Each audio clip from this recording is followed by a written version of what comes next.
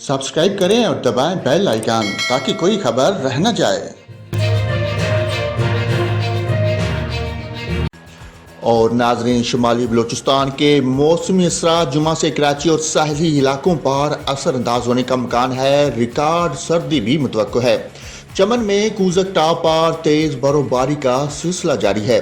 Ladies control ने बर्फ साफ करने और नमक पाशी का ऑपरेशन शुरू कर दिया, जबकि कूजक टाप पर ट्रैवल इमरजेंसी नाफिज कर दी गई।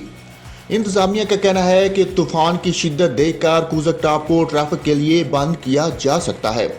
दूसरी जानब कान मतरजई, मुसलम बाग, खानुजई में बर्फबारी जारी है। चमन शहर और गिरदोनवा में मूसलाधार बारिश के सबब नदी नाले ज़ेर आब आ गए।